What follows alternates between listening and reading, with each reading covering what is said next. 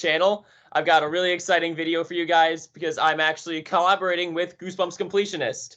So I'm really happy to have him on, and thank you for joining me, Completionist, for this. Hey, no problem. I love talking Goosebumps with other people, and me and a few others have done this in the past, and we're still doing it. And I love every second of it. I'm always down to collaborate and make videos. Thanks for having me tonight. Yeah, of course. So today we're going to be talking about a kind of fun video topic I thought of. We're going to be each discussing our top 5 most overrated and underrated episodes of the original Goosebumps TV show. So this should be a very interesting conversation because we've already kind of talked about this in our Discord and had some interesting ideas already. Yeah. I think this topic is something that I've kind of wanted to talk about, only because when you talk about something that's overrated or underrated, often the nod that you're going to be stepping on some eggshells and people's toes out there in the fandom who actually like this stuff. And I kind of want to put it out there. What I'm about to say, I'm not attacking anyone when I say what I said. This is just coming from me and my personal taste, and I'm sure Ultimate Goosebumps fans' personal taste as well. So take what we're saying with a grain of salt and just, have fun with the video, all right? Yeah. And you guys want to have your own list, make sure to share them in the comments. We'd love to hear it. Oh, yeah. All right. So I guess you want to start off with, our least overrated and work from there and do our least underrated and so on and so forth. I think that sounds about right. Yeah. We should start with all our overrated and then move on to the underrated at the end. Okay, we can do the overrated first. It's more fun to end on a high note. Okay. So do you want to start with your overrated number 5, I guess? Yeah, let me quickly pull up my list. Okay. So my number 5 overrated episode is One Day at Horrorland. I have a lot of interesting feelings about this episode because it's hard for me to compare them to the books since I haven't read a lot of the books in years. And I've kind of started getting back into those. But if we're just talking strictly on episodes and not comparing them to the books, I just feel like One Day at Horrorland is a very mixed bag. Part 1, I think, is pretty solid overall. It has a good atmosphere. There's some scary moments in it. But Part 2 kills it completely. They just go way too over the top and goofy. And it's just, I don't know. It just doesn't fit with Part 1, in my opinion. Yeah, I guess I'll comment on that. The tonal inconsistency with One Day at Horrorland's 2-parter is kind of like a tale of two halves almost. And I've always viewed this ever since I was a kid. And I had the VHS when I was a young kid from the Ultimate Goosebumps VHS line. And it was probably my least favorite VHS I owned. It was my least watched, least loved one. Probably had the best condition of them all because the ones that stayed in good condition were the ones I just hardly ever touched. And I always felt like, as a fan of the book, the first episode does what it can. With the budget, I have issues just besides going from part 1 and part 2. The old show has some budget issues. I call this One Day at Porrorland because they filmed this entire episode literally in a park, and not like an amusement park or theme park, in like a you just walk around park.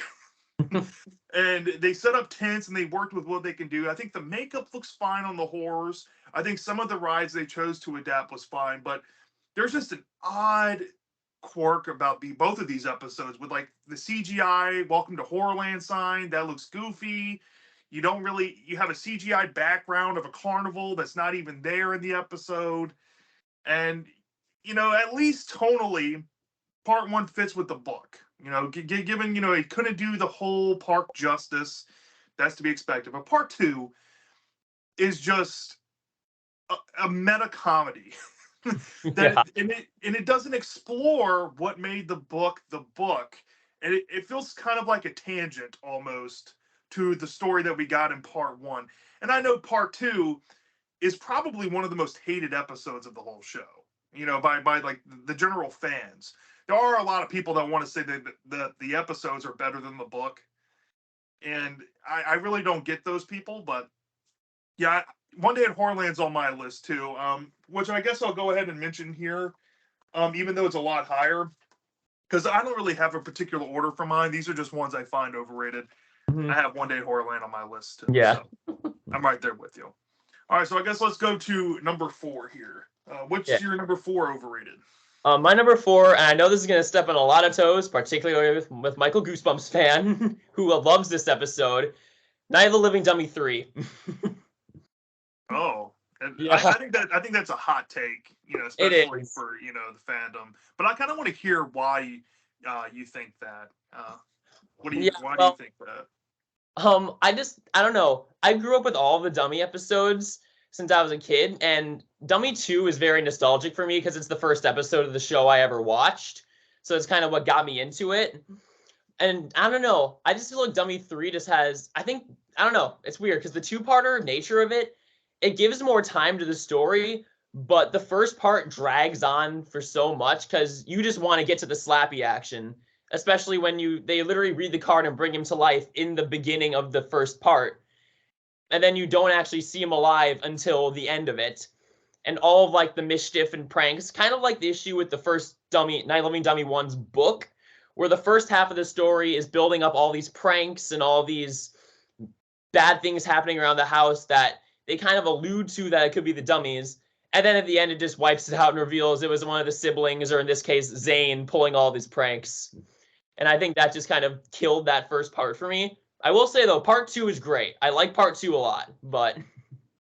Yeah, and I can understand some criticism, especially with part one's episode, because when you're making an adaptation, I feel like the showrunners from time to time. It depends on which screenwriter was on the writing duty, right? There's some writers that said, "Hey, screw the book. I'm just going to put whatever I want and think that the plot should be." But sometimes you'd get those writers that wanted to keep things in the book and the source material and try to adapt it as best as they could and as faithfully as they could. But I think in this episode specifically, part one, it does have its slow parts and it does have its book similar irritations. Maybe not as prolonged in terms of how much you have to read in the book versus how long you have to watch it in the episode, but it's still there. Um, they could have maybe made some tweaks, but I can kind of see where you're coming from there.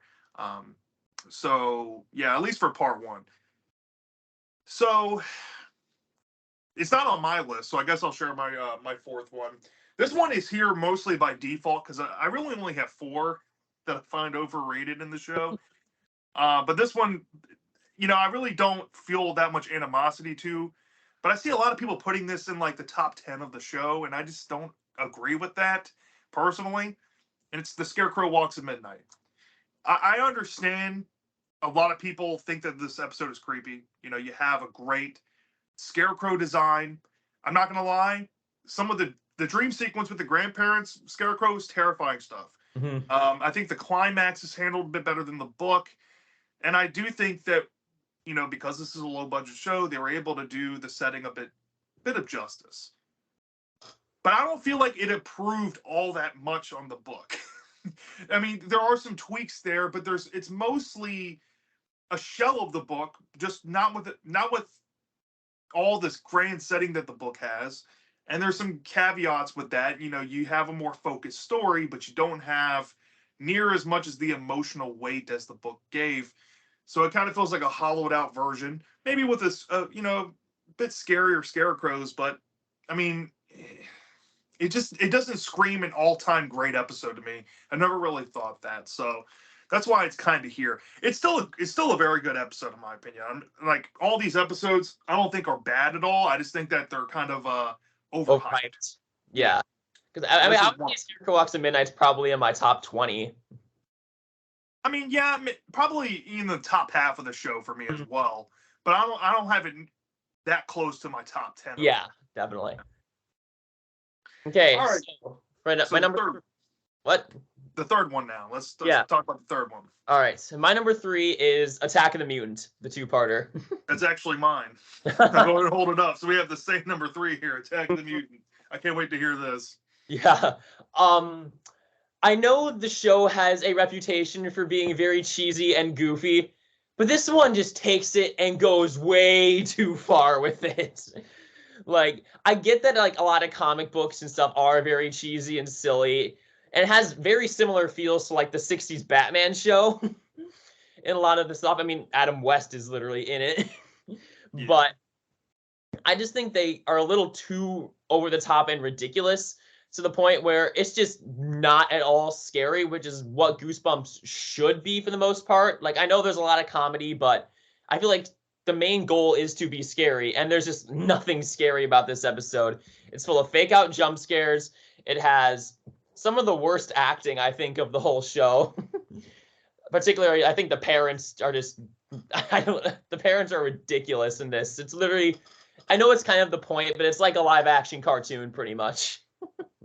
Yeah, and like this episode ironically reminds me of two Are You Afraid of the Dark episodes. Like, if you ever seen like the Tale of the Full Moon and the Tale of the Ghastly Grinner, like if you combine both of those and you put the Goosebumps Attack of the Mutant book into the plot and you kind of put them into a blender, that's what this episode feels like. To me, it's like the first half of the first part of the two-parter is mostly fine. There are some mild tweaks to the book, but once you get to part two, I just think part two, like the first 10 minutes, is a slog. It is there. It's just nothing going on. It's Skipper walking around the mutant's lair, just wandering around, and it's meandering. I've always thought that this episode did not need to be a two-parter. They could Yeah. have easily truncated it even further than what they did. But woulda, coulda, shoulda. The final act, I love Scott Wickware as the mutant. I love Adam West as the Galloping Gazelle. Those are two charming things about it. But I think a lot of people have commented on this. Some people put this in the bottom five of the show just for how like over the top it is. And for the longest time, I actually hated this episode. When I was a kid, I read the book and I never watched the episode whatsoever until I was around like 13 or 14 when it started airing on Cartoon Network. And I remember thinking like, why is this episode so bad? And I went back and read the book and I'm like, yeah, I stopped loving it as much. But I've kind of softened up on it. Like, I don't think it's terrible anymore. I do think it's slightly good, but not without its flaws. Its pace is atrocious. The acting is not the greatest. There are a bit of fun Goosebumps cameos here, and I do like the look and aesthetic of the episode here and there. But just a bunch of odd choices. I feel like some of the more conflated comic book tropes are definitely on display here, and it does not make comic book fandom look in the greatest light. Yeah. So it is what it is. I mean, I will say though, the one cool scene is when the mutant's like pressing out of the comic book. I thought that was actually a pretty well done. Yeah, that was pretty creepy. I will give him that. And It was very Nightmare on Elm Street.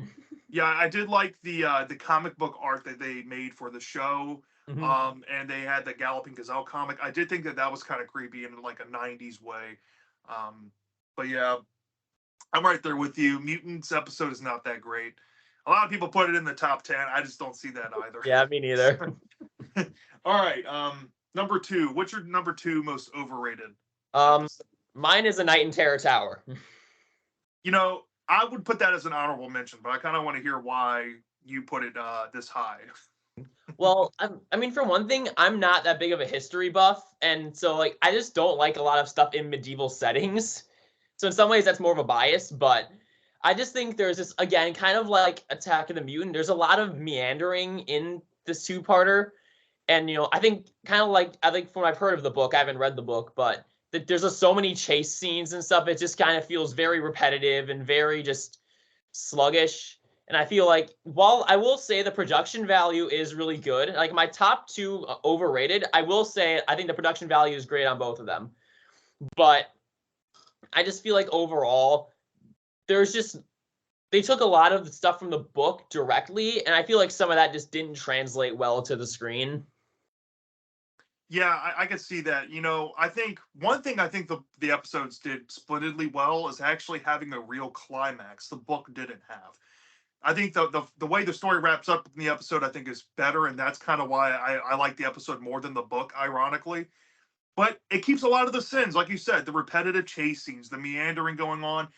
Pretty much this episode is known for its big budget setting and the on location filming they did. I do think that the episode looks spectacular. It looks believable, even though they filmed it in Canada. There's something about it that makes me believe that it might be over in England somewhere. Yeah. But yeah, it's just it keeps a lot of the book sense. You know, you have Eddie and Sue just running away from the executioner, like the book.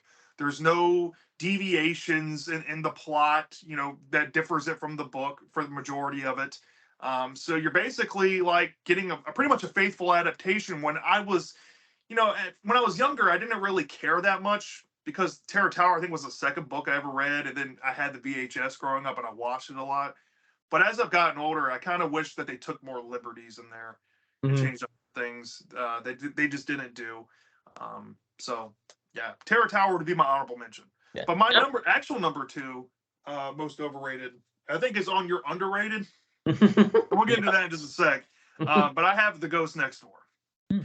Now, I struggle with this because I don't see this being on everybody's top 10, but I've seen many, many, many videos and lists putting this as one of the best episodes. And here's the thing. For me, The Ghost Next Door book is probably one of the more deeper emotional stories in Goosebumps history. That does not make it a great book. You know what I mean? There are some things about it that just don't work for me. It does have some mild flaws.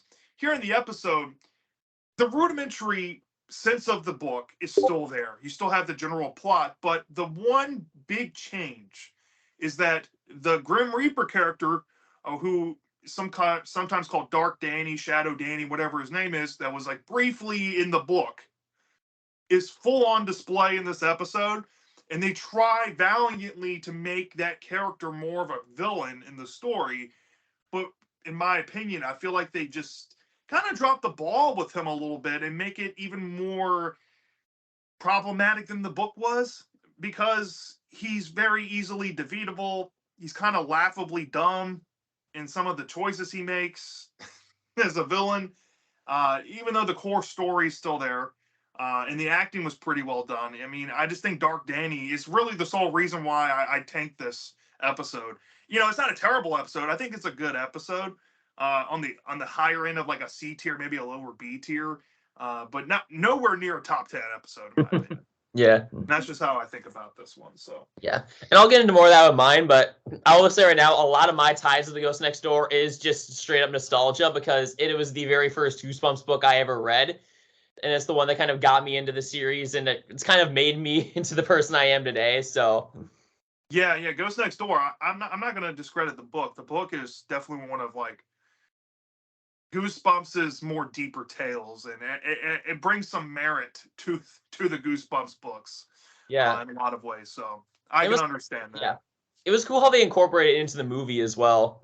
That was a pretty cool Hannah little Fairchild being the love interest of the main character, I thought was an interesting take. But you know, I kind of wish there was other characters in that movie a little more than just Hannah. But you know, she was a great character nonetheless.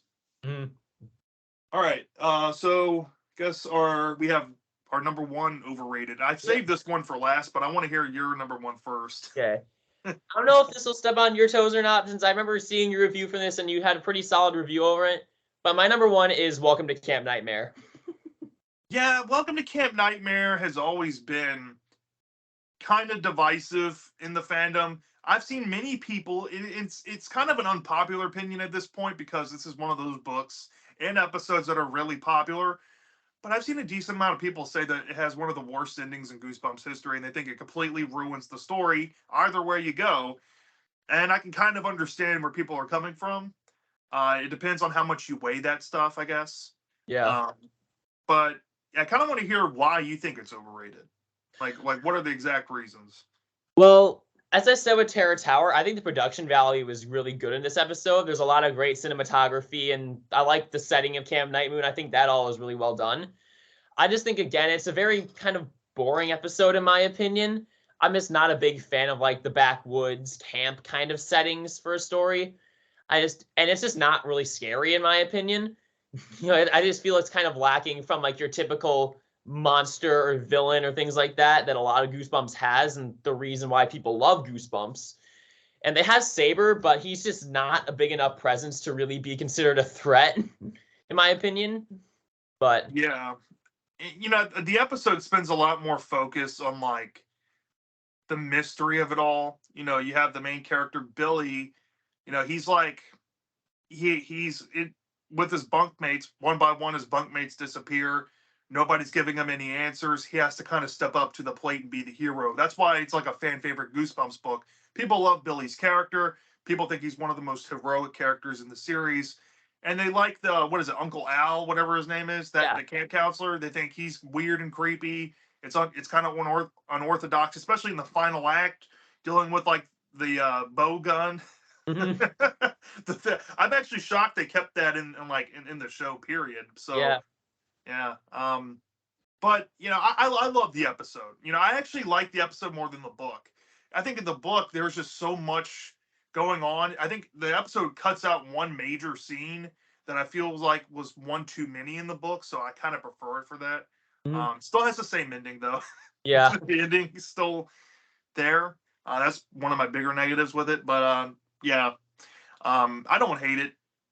But Yeah. it's interesting to hear your thoughts because I actually feel the same way because you already mentioned that you love Night of the Living Dummy 2's episode in the past to me, and that happens to be my number one most overrated episode. Mhm. Night of the Living Dummy 2, I've seen so many people praise this, surprisingly over Dummy 3's episode. I actually have a Totally Fox Kids magazine from the UK, and they rank the top 5 best Goosebumps episodes, and they put Dummy 2 in there. And I'm like, I've always thought that Dummy 2's episode was very average, you know, like nowhere near the top 10. And the main thing I have is it's mostly pretty much scene for scene the book. But what makes the book special, in my opinion, does not translate well to the episode. The book has the monologue of Amy Kramer. You feel a lot more emotional depth, and I feel like that's what makes the dummy formula work in that book more so than it did in Dummy 1 or Dummy Three's book. And that's just me personally. Some people might disagree with what I just said there, but I feel like Amy's perspective of the story is what makes that book great. You don't really feel that here. It's just kind of like a generic third person viewing of the story. All the same guts are there from the book. You just don't feel the same way about it. And I'm not gonna lie, Slappy's not at his creepiest in this episode. He really isn't. I do think that Slappy, you know, in Dummy 3, he gets wild. You know, what he does to Zane in the episode is crazy. Bride of the Living Dummy, I think he's at his absolute creepiest Yeah. because of his motives and obviously that ending. The twist ending to that episode is just one of the scariest things I saw as a kid. Here, yeah, he's not the best. Even though I think the voice acting was great, the props look good. For the story that is trying to be, you know, average Goosebumps set type of thing. I don't think it's the best dummy episode by any means. I think it's actually the objectively worst, and I use that with quotation marks because I don't really, like I said, I don't think it's bad. I just think it's not that great. Yeah. And I definitely understand why you think that way. Like, it's definitely, like, probably the most poorly acted of the 3 dummy episodes. And I feel, in some ways, it almost feels the most watered down, especially when compared to the book. Like, the scene where Slappy grabs Alicia's hand is like, because I read that book like 3 times. That's probably my most read book. And that's like my favorite scene just because of how dark it is. Just, it's just such a terrifying concept. And this didn't really translate that well into the episode where he's just grabbing her finger, which I get why they did it because his hand is really small, so that's probably all he could grab. But I just kind of wish they had a better direct translation from that scene into the episode. Yeah. Yeah. Now thinking about it, some of the tension building scenes were not done to the book's, you know, I guess legacy that much. Yeah. So I And will attest to that. as I said, Dummy 2's episode is mainly nostalgic for me just because it's the first one I saw from the show. Yeah. All right. So now it's the fun ones, the Yeah. underrated pile. So you want to kick off your number 5 underrated episode? So Yeah. I'm dying to hear what you have to say about what you picked. All right. So for my number 5, I have The House of No Return. The House of No Return. Okay. I just think that I wouldn't say it's like objectively the best or anything like that, obviously, but I think a lot of the acting, especially from the guy who plays Chris, is really solid. and you feel like you could definitely relate to him, and he has a genuine kind of, I don't know, emotion to him, especially in those interactions with his mom and the scenes where he's, first encountering the main kind of bully kids. And I think also it's one of the darker episodes of the show, particularly with how it ends.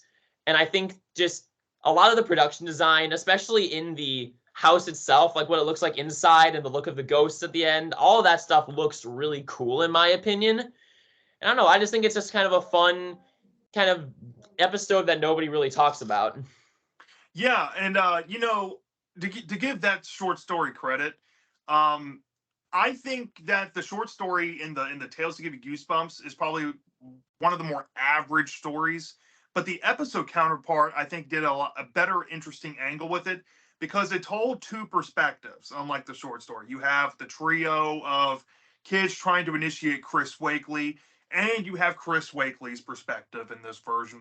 And I think that having that, I think the only other episode to do this was Haunted Mass 2's episode. Mm-hmm. So you have this dynamicism going on with different perspectives and POVs of the situation. You kind of remove the Halloween element out of the short story, but I still think it's atmospheric. And I think that the ghost design on what you see near the end is probably one of the most chilling designs they've ever went with in the show for ghosts. And that still works splendidly well. And I've seen a lot of people give Chris Wakely, because of the episode, like S tier Goosebumps protagonist status because of the mild changes they did there. So I do give props to the episode. I don't have it in my underrated, but thinking about it, I do think it's kind of underrated. Yeah, I like the way that the ghosts, they don't just do like your generic like transparent ghost effects. Like they're just like three-dimensional people that just have makeup and creepy costumes and stuff. But I think honestly works better since a lot of those other ghost effects look really dated in the other episodes, which actually is another one on my top 5 that has a very dated ghost effect. It's funny that we bring up like short story adaptations because I feel like all of them are underrated. My honorable mention, I didn't bring it while it's on my bookshelf over there, but it's actually Don't Wake Mummy. Like I think that's a severely underrated episode. But actually, in my number 5, it's an old story. An old story is probably the most divisive episode next to One Day at Horrorland Part 2 in the show's fandom because of the subject matter. Mm-hmm. It's borderline controversial, but in my opinion, I grew up with the Bride of the Living Dummy and Old Story VHS tape, and how morbid that tape is to begin with is another topic, but I thought that the acting here was electric. Aunt Dahlia, Tom, John, all of them did a fantastic job. The makeup effects look great. And it's one of those stories that prod the mind. It makes you think a little bit. As a child, it kind of taught me how to be wary of adults a little bit. Like, you can't just be so trusting to people that that you're programmed to automatically trust. It started making me kind of question, that idea in my mind. And I think that it's a powerful story. And what happens to Aunt Dahlia is probably one of the most metal things in the entire show. Yeah, it is. I was shocked when I saw that for the first time and saw like how dark they went with that ending.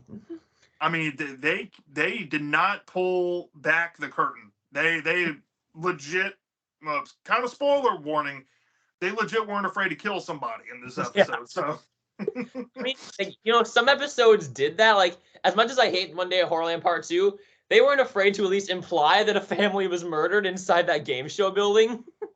Yeah. Like I kind of, I like when Goosebumps isn't afraid to get darker, especially in the TV show, which is so known for being so campy and watered down compared to the books. Yeah, I can see that too. Like, the TV show has that stigma of camp, Mm-hmm. and the books had the stigma of cheesy, which like you can't win either way. But the TV show, when they actually went dark, like something like Welcome to Dead House or even an old story from time to time, that was much appreciated with me. Perfect School is another example. Like when you go to the laboratories, you see what's in the laboratory. That is like how did they let this pass censors kind of stuff. But I really appreciate when the show does that. Yeah, and I think the practical effects on Tom and John when they actually become old men is just really good as well. Like it looks so convincing. Yeah, I think the story, you see the body horror of it all, but it kind of plays on that childhood fear of getting old too quick, growing up too fast, losing your innocence before you had a chance to appreciate it. There's a lot of things I can see as an adult that I think the story does splendidly well. That some people I think treat unfairly. That's why I Yeah. put it as underrated. And like I kind of feel like it goes along the same lines. As bad as the episode I'm going to mention is don't go to sleep. But it kind of plays along that same line of just enjoy being a kid, and you shouldn't try to grow up too. I guess old story they don't try to grow up too fast, but you know what I mean. It's still kind of a similar message of that fear of growing up too fast and losing out in your childhood early. Yeah. I could totally, I see that, and that's why I appreciate this episode and the short story counterpart because they both get hated on. I think the short story itself is way more controversial, Yeah. especially with the ending. So I'll just leave it at that. But Yeah. let's get into our number 4 underrated episode. Okay. What's your number 4? My number 4 is Piano Lessons Can Be Murder. That's on my list. I really like this episode. As I mentioned, kind of like when I was talking about the House of No Return ghost effects, like this is the episode I was mentioning that the ghost effects don't look very good. They're very dated. But I feel like it works in the favor of the type of the ghosts in this episode. I think she is like genuinely scary, and easily is the thing that creeped me out the most as a kid. And seeing some of those clips and just the episode in general. Mm-hmm. And I think Jerry overall is a really good protagonist. I think what is his name? Ben Cook? Is that his? I can't. Yeah, Ben Cook. He played I think in 2 other episodes. Yeah, he was Josh in Welcome to Dead House and Marty in Shocker on Shock Street. Yeah, he was in a lot. But yeah, I think he did a stellar job, and he was just a very relatable protagonist. Some of probably the better acting. He's overall, I think, one of the better actors in the show. And I think that it's just a very fun episode. I think Dr. Shriek, I think the guy's name was Aaron Taggart. Was that his name? Yeah, Aaron Taggart. He played Dr. Vink, and he played Zebo the Clown in Are You Afraid of the Dark? Yeah, but he's great. He definitely, I think, he steals the show of the episode. He's just so, I think, over the top, and it works so well because I'm not going to spoil exactly what he is, obviously, for people who haven't seen the episode or read the book, but like, he's just a very entertaining character, and when you find out the reason why he was acting the way he does, it makes perfect sense. And he also, from what I remember in the book, I've only read it like once, but he perfectly matches the description of Dr. Shriek in the book. Yeah. I thought Aaron Taggart did a fantastic job. If I had to realistically place Piano Lessons Can Be Murder, because I'll go ahead and talk about it, it's actually my number 1 most underrated. But I've thought this since when the Cartoon Network re-airings came out in the mid-2000s. I saw this episode and I fell in love with Goosebumps again. I had to start reading the books and watching all the episodes. I thought that this episode was brilliant. I do think that the book is better. But I dare say that this is still a top 10 episode, no matter what, given the show standards, what they're allowed to get away with censors, what they were able to do in the 21, 22-minute time crunch as well. All that plays a factor here, in my opinion. And like you already said, Ben Cook did a fantastic job playing Jerry. I think that the woman ghost of the story was terrifying. And like, I'm not talking, like, yeah, it's kind of hard to see her because of this old quality to it, but she still is nightmare fuel inducing.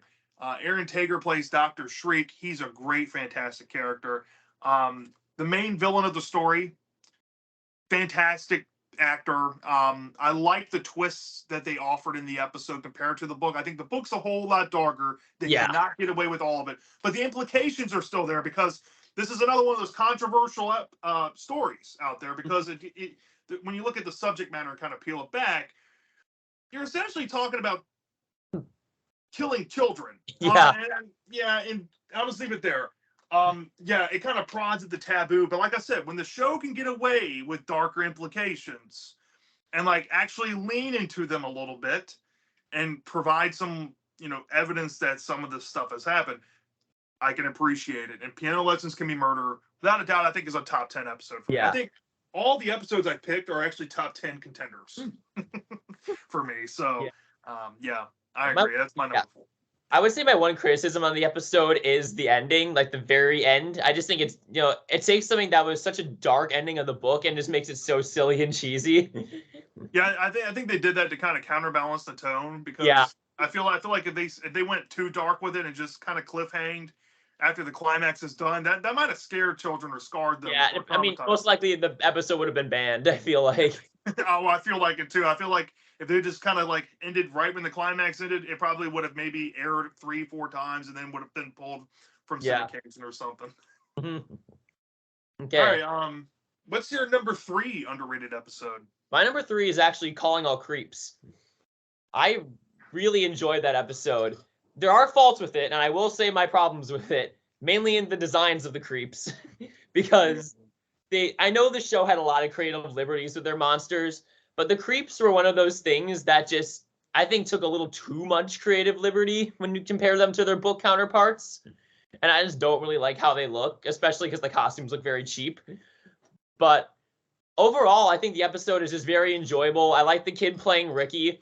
I think Michael Goosebumps fan actually mentioned this in his review, but he reminds me a lot of Rick Moranis.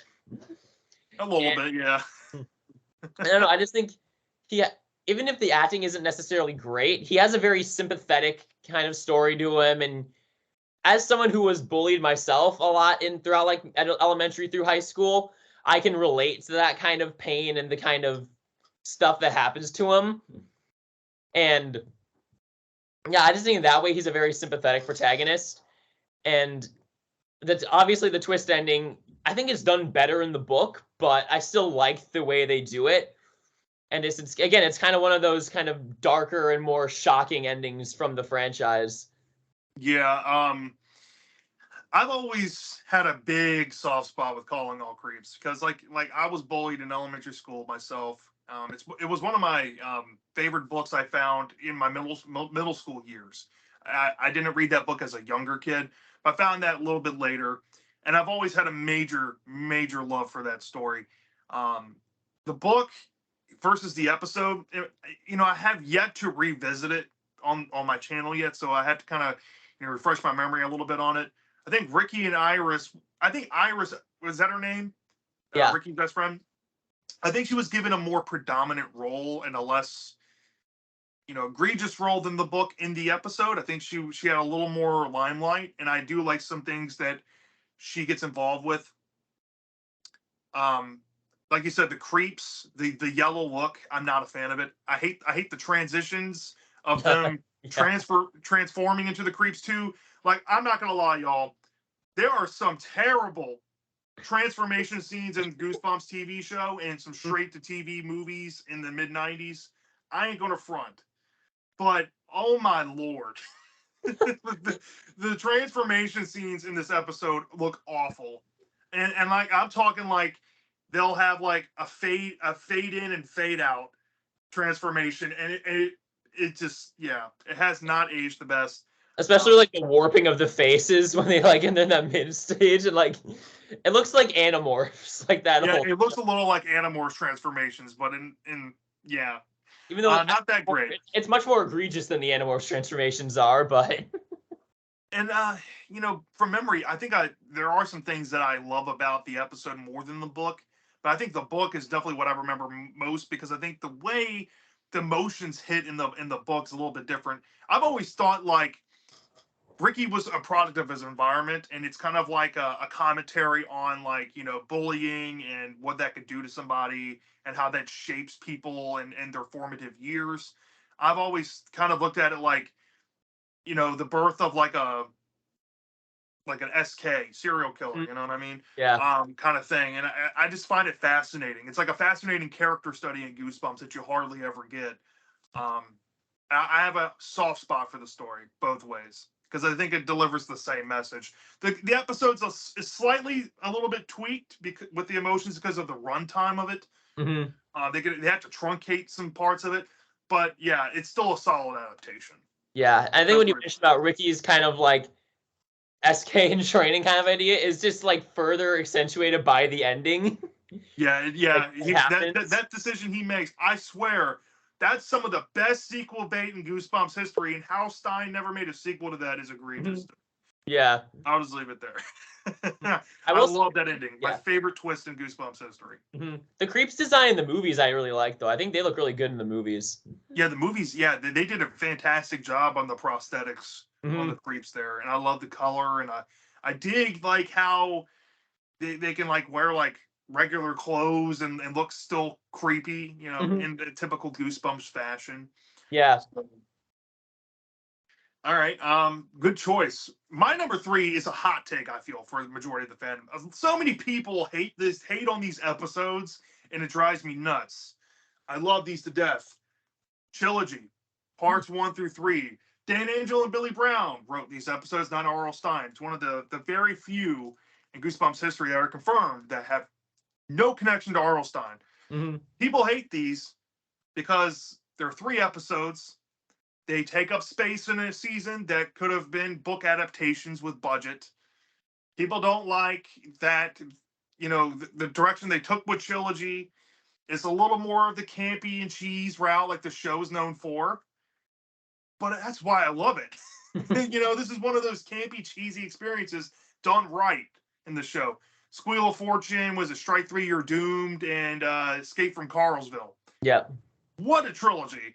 Kind of lopsided, kind of uneven, but what makes these episodes great is Carl Knave, played by Daniel Cash. Daniel Cash, I think, brings one of the best performances in the entire show, bar none. I mean, he's up there with Judah Katz in Stay Out of the Basement. He's up there with Catherine Long, who plays Carly Beth in The Haunted Mask. Eugene Lipinski. I like Eugene Lipinski a lot, too. Yeah, Eugene Lipinski, who plays Mr. Mortman and The Girl Who Cried Monster. Great performances in the show. Daniel Cash is in that top 5 somewhere. He's fantastic in this episode.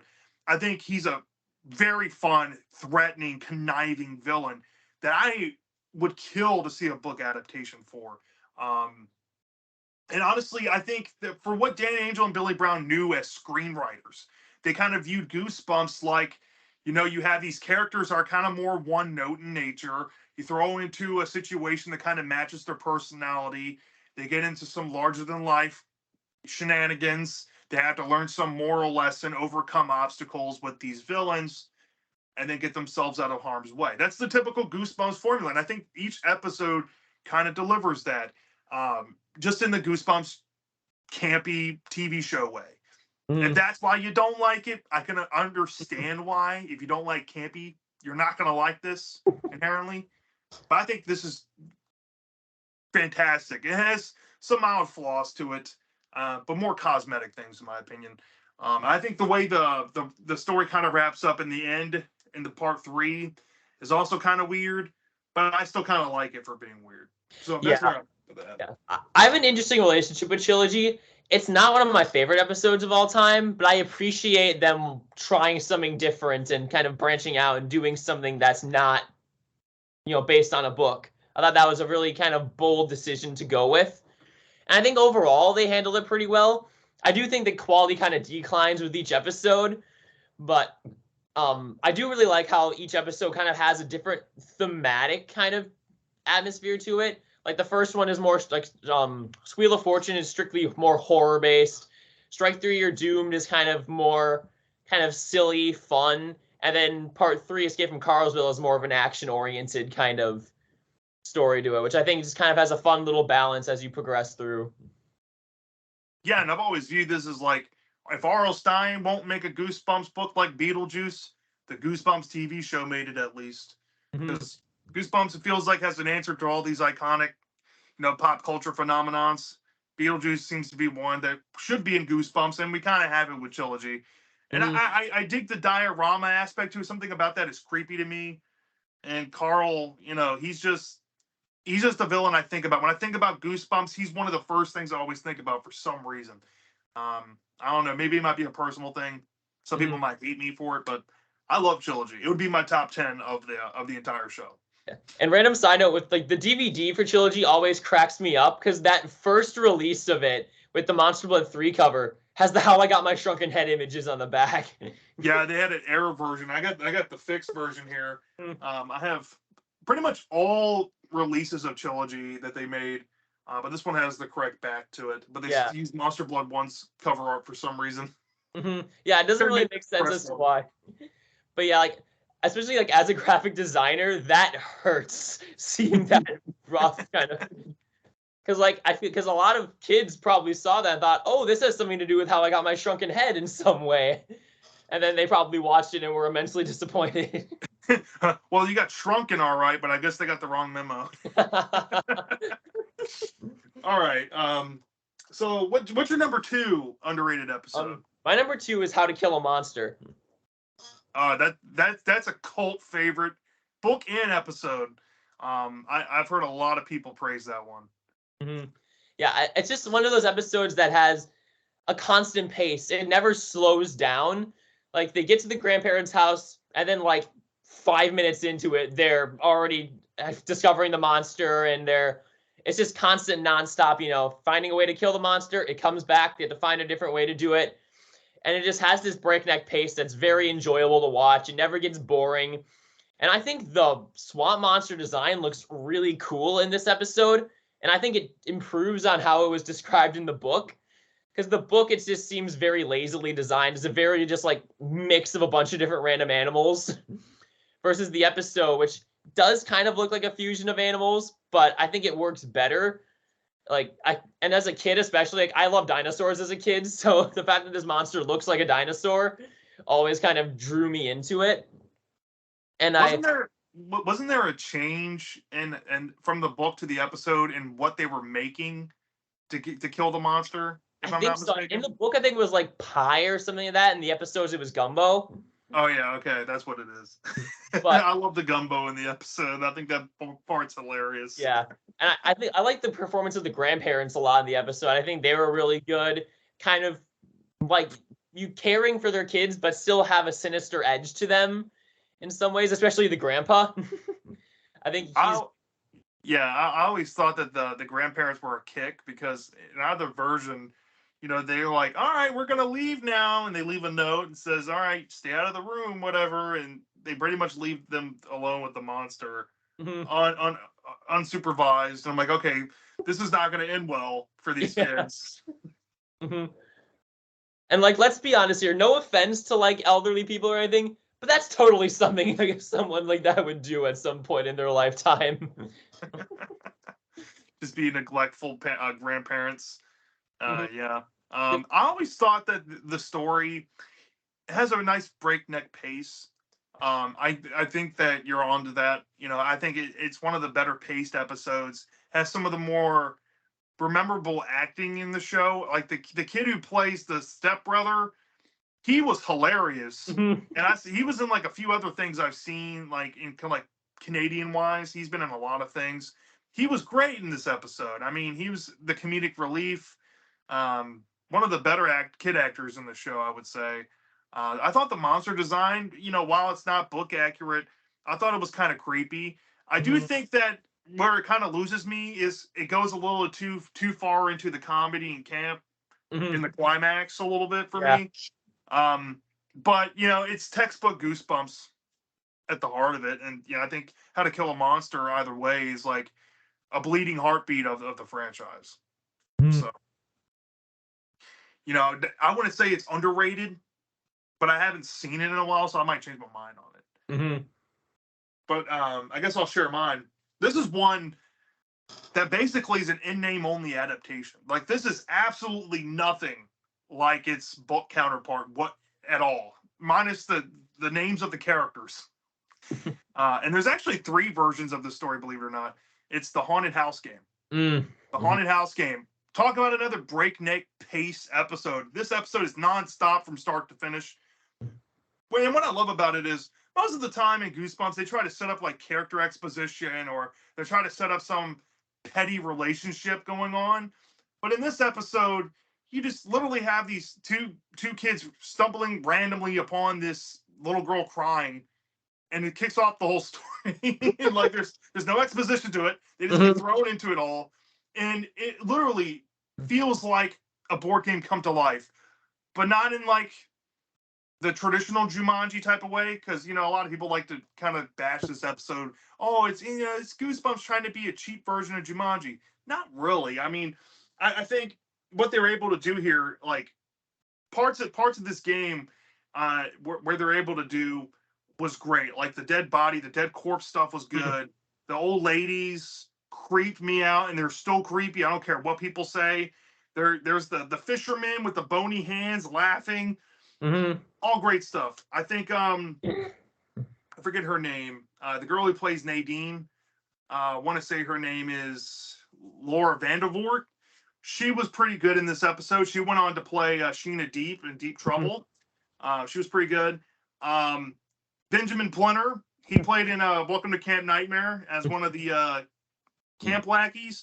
Yeah. His acting is atrocious in this episode, but it's almost comically bad. Yeah. How much he overacts in some scenes. And there's, it is a campy story, but there's like that camp comedy and dark, actual like creepy things going on, kind of blending together. And I think tonally it creates a magical episode for this show. Yeah. Stylistically, I think it's one of the best styled episodes, even though it was clearly built on a set. It looks great, and I thought it was well done for what it was doing. And yeah, shout outs. I love the ending. The stinger ending to this is absolutely creepy. It gets to me in a lot of ways. Yeah. I love this one. Yeah, I think that episode was the best way they could have adapted the short story, since I feel like just straight adapting the short story into an episode format would not have been very good, since it's just them sitting around playing a game and stuff happening. I just think the episode handles that better, and I feel like most of the comparisons to Jumanji make more sense to the short story than to the episode. Yeah. The comparisons I see a lot more in Jumanji, because like in the short story, the game pieces come to life, kind of thing. Here, you actually get you get a perspective of what if we get to follow Alan Parrish going into the game. It's a lot more immersive than people give it credit for. And yeah, I agree. Adapting the short story, I think the short story is fantastic as a reading experience, but seeing it on screen would have been kind of, you know what I mean? It would have been like, oh, how would they make this work? How would they actually be able to translate this on screen? I feel like there's a lot of questions, and I could see why they were like, let's just do something completely different. We can take this concept and run with it. Yeah, I remember the old lady scene scaring me as a kid, especially because as a kid I had a weird fear of transformation scenes, and like the scene where you see Nadine's like arm like turn old and wrinkled and stuff, that terrified me as a kid for some reason. But oh yeah, I mean that still gets to me a little bit. When they're just sitting there laughing, they're like they got their hair up in pigtails and they have yellow rotted teeth. I'm like, who thought of this? Like, who like the makeup people doing this episode had a ball. I can tell. Yeah, it seems like from the TV show, the short story adaptations are some of the scariest episodes of the show. I do agree. Like I said, my honorable mention, Don't Wake Mummy. There's a scene involving the mummy inside of the basement where he just cracks his neck like the Exorcist. I'm like, where are they coming up with these ideas? And it's kind of funny since they recycled the same mummy costume from Return of the Mummy, but the mummy is so much more intimidating in Don't Wake Mummy. Yeah, it's ironic. I think sometimes all it takes is just subtle things to make it scarier. And it just depends on who you got working on what project sometimes. Yeah. Don't Wake Mummy seem like I kind of wish I put it on here, but yeah, definitely underrated. Definitely. But then we got our own number ones. What's our number one underrated? Well, we've mentioned this before, and this for some reason this is a little bit of a shameless plug because this is my closest thing I had to a prop for this, but I made a custom DVD for Ghost Next Door, and I just kind of wanted to, it's my closest thing I had to a prop, so I just wanted to have it. But yeah, this is my number one underrated, and basically my idea behind it. Again, as I mentioned when you were talking about it, I have a lot of nostalgia for it. It's, again, the first book I ever read. And I think, except for like the Dark Danny aspect, it's a pretty faithful adaptation of that book for the most part. And I think there is a genuine amount of atmosphere to it. I think the ending is very heartwarming and very different from other Goosebumps episodes. but I think the emotions work with the music, especially the music in that scene is really, it just adds this kind of beauty and emotion to it that I really enjoy. And it's just, I don't know, it's just kind of a refreshing episode for me because it does take such a subtle and different approach than a lot of them. And I just think that, I don't know, I just really enjoy it overall. Yeah, to bring back up the episode, I think the girl that plays Hannah Fairchild really does save a good amount of it. Because if she was like a terrible actress, I don't think that the episode would have nearly registered the way it does with those emotions with her character. But there's something about the way she's able to like kind of range her, feelings in some scenes, and you have the sense of sensibility. The guy who plays the next door, what's the kid next door? Is it Noah? Danny. Danny. Okay, Danny. Because the guy who plays Danny plays Noah in Yep. Haunted Mass, so that's why I get them confused. But Danny, I like his character. I like Danny's mom. I like that there's some other longtime Goosebumps alum playing Danny's friends, and it's one of those like episodes that I feel if it would have been made in season 1 or season 2, might have been different story. Maybe Catherine Long could have played Hannah or something like that. Who knows? But yeah, I still think in season 4 it's definitely one of the better episodes in season 4, even though there's only 4 2-parters. But yeah. Ironically though, my most underrated is a season 4 episode, 2-parter. It's Cry the Cat. It's the only one left to talk about. And Cry the Cat, right? The book and the episode, I think, are vastly different, but you still get the same skeleton of the story. But the episode is just a wild meta nod and a hat off, send off to the show in itself, because they originally planned this to be the last episode.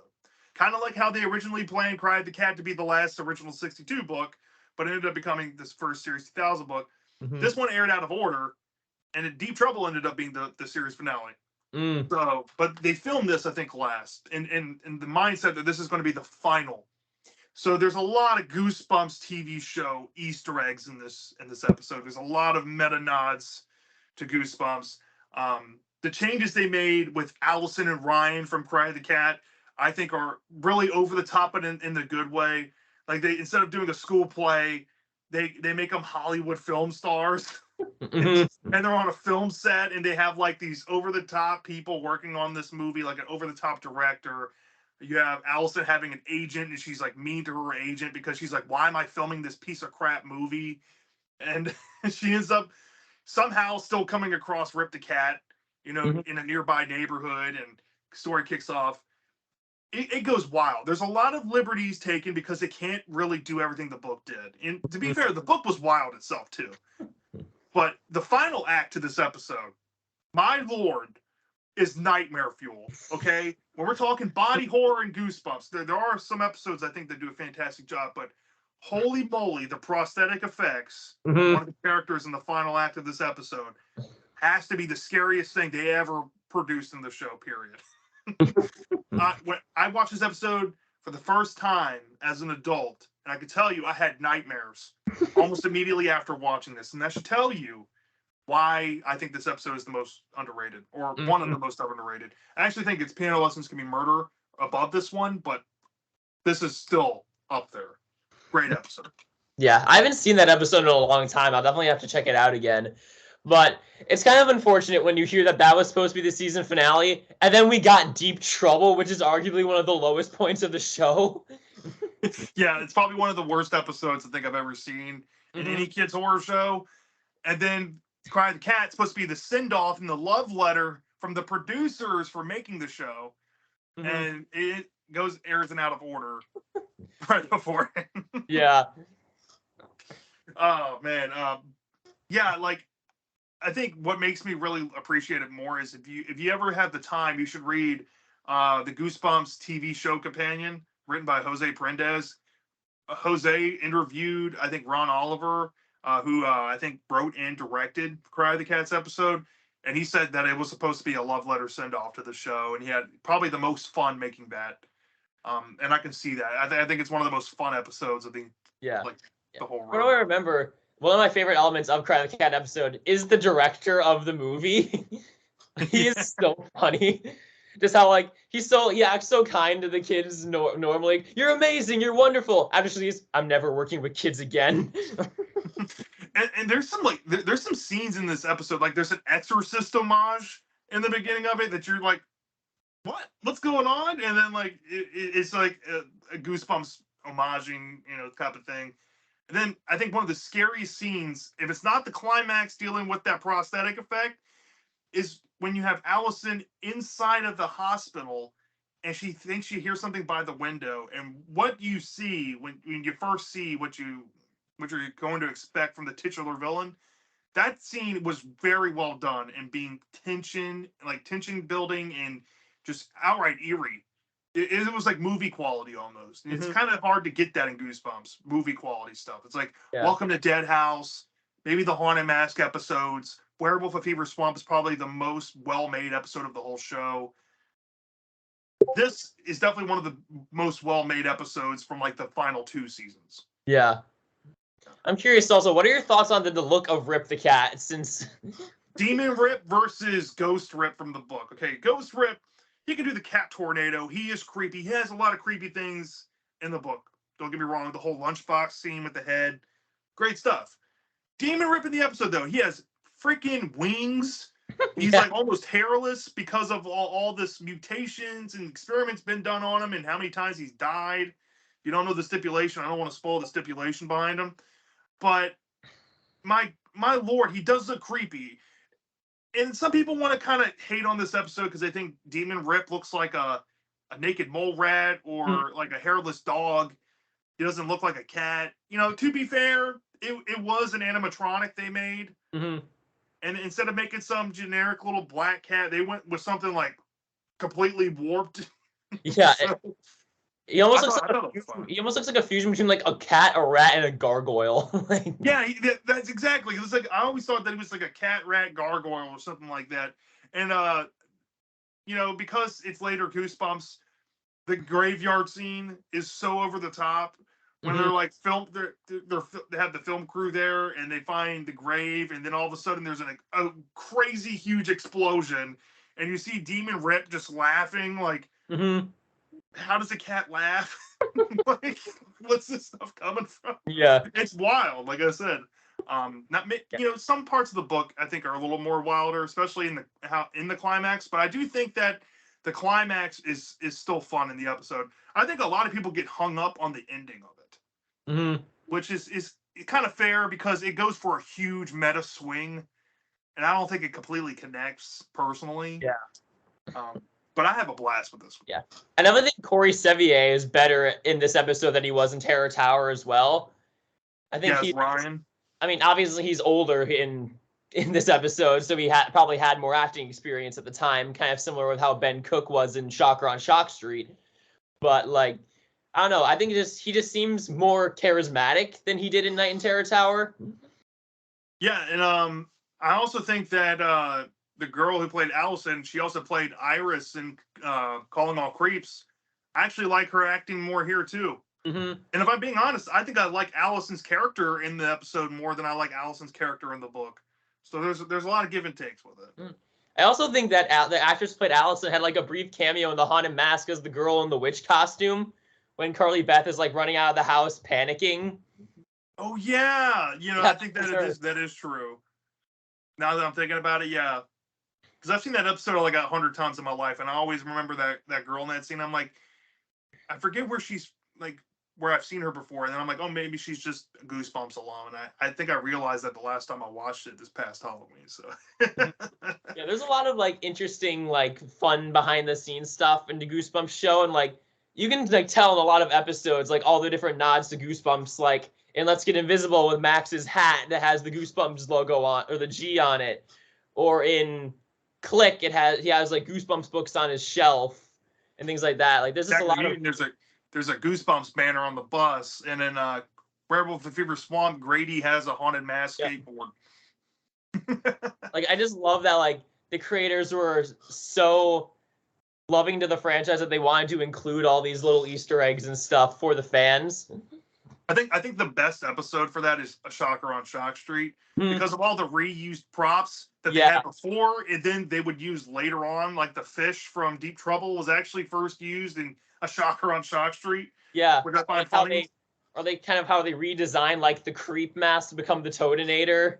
Yeah, the Like, Toadinator was the creep mask. They used the haunted mask to fill up, aisle shelves. yeah. And yeah, I thought that was a very fun episode in terms of like seeing old props from other episodes. But yeah, And that's all also I got. for the haunted mask episodes, what do you think of the designs of the unloved ones compared to how they're described in the book? Honestly, I think they did a great job. The ones in the book were fine. I've always thought that the ones in the book would be fun to see, like in future installments, like other people come across the shop owner and they pick up one of these other masks. That's probably one of the biggest missed opportunities. Instead of making 6 Monster Blood sequels, why don't we get Haunted Mask sequels with all these different masks that have different abilities and different ways of getting them off, stuff like that? Yeah. I'd rather see that. But the episode Haunted Masks, the unloved ones, my favorite one would be the guy with the stretched mouth. Mhm. And Yeah. he kind of looks like a Cenobite from the Hellraiser movies. Mhm. Yeah. And apparently from what I've read, those masks were kind of inspired by like the 7 deadly sins, and that's kind of what they were supposed to represent. Yeah, like you have gluttony, you have envy, greed, and I forget the other ones, but I'm I think guessing Carly Beth's mask was supposed to be like wrath, I'm guessing. wrath. Yeah. Um, But yeah, like in my eyes with like the unloved ones from the book, I think the one in particular that always stood out to me is the one with the nail through the eye. Like imagine getting that one fused to your face, and it makes like has this really horrifying visuals like, wait, would a nail actually go through your eye if you wore that one? Or like yeah, if it's stuck to your skin, is the nail gonna like impale your eye or something? Yeah. Yeah, that would be terrifying. I would be petrified if I read yeah, something like that. it'd probably be the least subtle of the unloved ones. Yeah, like imagine Haunted Mask 4. You got the cover and the kid's like clawing his eyes with blood with nails in them because the mask just shoved nails in his eyes.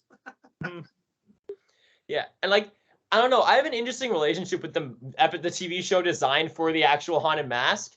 I think it's cool, but I think I was a little disappointed because it doesn't look exactly like how the book describes it, and like because Yeah, I know it would have been kind of hard to do that, especially like having the mouth move when the mask in the book is like a gaping jaw and stuff like that. But yeah. The book's description, I think, was great, but the episode to me, this was like I was a young kid when I first saw the episode, especially the first Haunted Mask. I was maybe like little less than 2 years old, and I've literally grown up on these episodes. Right, the mask they made in the show, I think, is a better aesthetic than the book, Hmm. in my opinion, because the mask actually pulls over the whole head. It attaches to the neckline. In the Mhm. book, I think it's one of those Yeah. you pull it over and then it does touch your neck, but Mhm. it's not like it just forms the face. It doesn't pull down over. Yeah. I mean, in some ways, the way Jacobus illustrated it, it almost looks like one of those like half masks. It just has like the string in the back that goes around your head.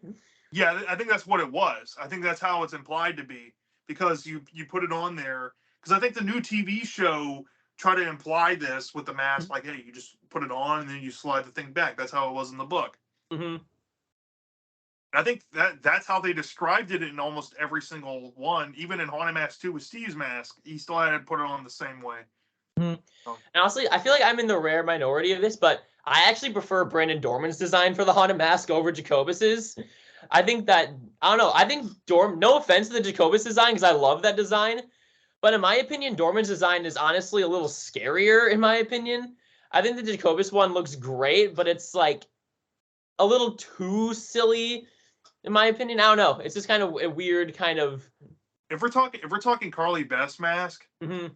the only thing I don't like about Dorman's cover is the weird ears, the goblin Yeah. ears. I don't like that. Yeah. I would rather just have a shaved off point ear than just have him protrude out like that. Yeah. But I think he nailed. I mean, he pretty much did the same cover as Jacobus for Haunted Mask 2, but I love that cover art that he Yeah, did. arguably, I think his design for the old man mask might be creepier than Yeah, Jacobus's. I definitely think it's creepier too, even though it's still the same pose, kind of the same look, but there's something about Dorman's art of that. Yeah. I think Dorman does have some kinetic energy going on there with the Haunted Mask. And Scream of the Haunted Mask cover, I mean, it's good, but it's like not as good as Haunted Mask 2. Yeah, I would say my favorite Dorman cover is probably Revenge of the Living Dummy. That's probably one of my favorite of his. It just looks so visually striking, especially because I live near Books a Million at my university, and so I've been there and seen the cover in person. It does so much justice to the artwork than when you see it online. Yeah. I live near Books a Million too, and I get to go see all those books from time to I have them on my shelf, but I hardly pull them out. So I usually pull the ones out there because they're not mine. I'm not risking damaging my own copies. But I love Revenge of the Living Dummies cover art. I think it's definitely one of Dorman's more dynamic covers. There's a lot going on. There's a grandiose background. You have slapping the front and center of the Welcome to Horrorland sign. I mean, there's just so much going on in that cover that you can stare at it for hours. Mm-hmm. You can't really stare at something like, I don't know, pick a cover that he's done. Yeah, I'll pull this out because I have it laying here. Weird Al Halloween. Mm-hmm. You can't really stare at this for an hour. I mean, you can stare at the candies, but that's Yeah. not it. It's not as dynamic. Yeah, really any of the classic Goosebumps reprint covers are kind of the same way. Some of those are really bad, in my opinion. I mean, I'm not gonna lie. Revenge of the Lawn Gnomes, I hate that cover. I hate the Headless Ghosts cover. Vampire Breaths cover. I mean, I can see the direction. Not a fan of like the caricature art style where the head is like obscenely big and not a fan of it. Yeah, I like his Attack of the Jack-o'-lanterns cover a lot. I think that one's really cool. Yeah, that's probably one of his better ones. My favorite Jacobus versus Dorman covers might shock you. I think my favorite Dorman cover is actually Fright Night, the last Slappy World, the last one he ever did.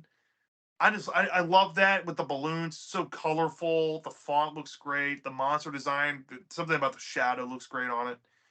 And then like my favorite Jacobus cover has to be probably The Curse of Camp Cold Lake. And I don't think, even if Dorman was ever given the book to make a new cover for, I don't think he would ever been able to top Jacobus on that one. Yeah, and I'm curious to see how they announced the classic Goosebumps for Go Eat Worms and Cuckoo Clock of Doom, and apparently another Haunted Mask too. Yeah, they got another Haunted Mask too for some reason. I think they're doing the Robert Ball art on these. So and he's the one who did the House of Shivers cover, right? Yeah, I have it laying here. Yeah, House of Shivers. Yeah, this is Robert Ball. Oh yeah, here's Fright Night. This is my favorite Dorman cover. Yeah, that is a cool one. Yeah, it's just something about it. I can look at this for hours, something like that. Yeah, but I'm really curious to see Robert Ball's interpretation of Cuckoo Clock of Doom and Go Eat Worms, and see if he does like the bad Dorman where he just straight up clones the original cover, or if he does something more original and unique with it. Yeah, I want to. Probably for Cuckoo Clock of Doom. I'm not. I don't think that the top-down angle that Jacobus did is probably going to be recreated. Sometimes, Dorman would do that. So I want to see what Ball will do. With Jacobus angles and stuff, and maybe trying to reimagine Jacobus's art. Go Eat Worms. I think you can only go up from there. It's not really that interesting of a cover, so have at it. Yeah. Maybe just put the giant worm on the cover. Yeah. And on the topic of covers as well, I'm curious, of the more modern Goosebumps DVDs, because as I said, I like all my customs are on this style because I love the way these look. And I'm curious, which design of those is your favorite? Oh, of the old of these type of DVDs. Yeah. Actually, I think I just had it out. I think Attack the Mutant is probably one of my favorite ones. I think they did a fantastic job with hold on, let me pull this out. I mean, look, they got the mutants lair in this. You see the mutants lair. You see the streets. You see all this other stuff. Sorry about the glare. It's still sealed. I've never opened this. You have the mutant comic in the background. Him coming out of the cover with his head. Yeah, it's a nice homage to that scene we were talking about before. Yeah, I mean, it's just such a dynamic cover, and even the back of it looks kind of cool. You know, you have like the comic book with the lightning. I think this is easily the best one, and ironically, this is the final DVD in the whole DVD line. Hmm. This is the last one. They stopped making them before they got around to making Cuckoo Clock of Doom and Werewolf Skin Yeah. on one. So that's why those two never got put on a DVD. Hmm. But yeah, like I'm starting getting into collecting the DVDs, and I actually recently bought a like 3 bundle of Monster Blood, Terror Tower, and Go Eat Worms online. Yeah, I think I have those. I found them at like a used store. I'm trying to get all the DVD versions, like the originals from the early 2000s all the way up until like the late 2000s run of them when they started doing reissues. Hmm. I have a sealed Monster Blood with the slipcover Oh, that's cool. with the actual and I think it was a Best Buy exclusive, and you get Hmm. like more Monster Blood, and I think another episode in there. Yeah, it That was. one's been tough. Yeah, it's interesting too when you see those like Terror Tower and Monster Blood. Like the first releases of those had like a small white Goosebumps logo on them, which is kind of an interesting Yeah. touch. See, you know, I do appreciate these old DVDs though. You know, Hmm. I had this out for my Say Cheese and Die review I have planned, but I do think that these still slap for what they are. They Yeah. look like the book covers for the most part, and they do have these fun little overlays, and I like the wacky color designs they do from time to time. Hmm. Like it, and I think my favorite one of these styles would be. Let's see here. I think I have it. I think it's My Best Friend's Invisible Yeah, because that's a good one. not only just do the colors look good, but they put the clown on the back cover Hmm. from that scene of the episode, and I Yeah, just like think that's just that hilarious. one little throwaway gag in it, and I mean, to be fair, it's probably the most iconic part of that episode. But Yeah, you got the clown mask and the prune cookies on the back. I mean, come on, man, Mhm. iconic cover art here. Yeah, An and like extremely granulated, pixelated version of the Jacobus art on the cover. yeah, and like I do really like how they style the DVDs where they have like images of the episode to like correspond with the titles instead of just simply listing them. I think Yeah, it's a really cool way of doing it. And I feel like even as bad as this episode is, the one imagery from Say Cheese and Die Again's episode that's always stuck with me is the scene where like Terry's like changing the pictures from a positive to a negative, and you just see Sherry's hand like shrivel up into this like almost skeleton looking thing. And like that's always unnerved me, especially like you don't see her face, but like imagining what her face probably looks like is such a horrifying visual. yeah. Um, is there anything else we want to say before we wrap up the video? Not really. I think we covered it all. All right, yeah, this has been fun. I Yeah. appreciate you having me on for this. It's been fun talking about some old Goosebumps episodes. Yeah. I Thank you for love the having old me TV on. show. All right, I guess we'll see you all next time. If you're not sub to the Ultimate Goosebumps fan, please sub him up and give him some likes on his videos and spread the love. You already know me, Goosebumps Completionist. I'm sure a lot of you do. If you aren't sub to me on YouTube, you can. I do have a Twitter at GB Completionist. You can go follow me there as well. And yeah, love chatting with you all. And we want to hear from you. What do you think about our list? What do you think are the top 5 most overrated or the underrated episodes from the original TV show? We want to know. Mhm. And we hope you have a good time watching this. And we hope to see you next time in our next videos. Take care, everyone. Bye, guys.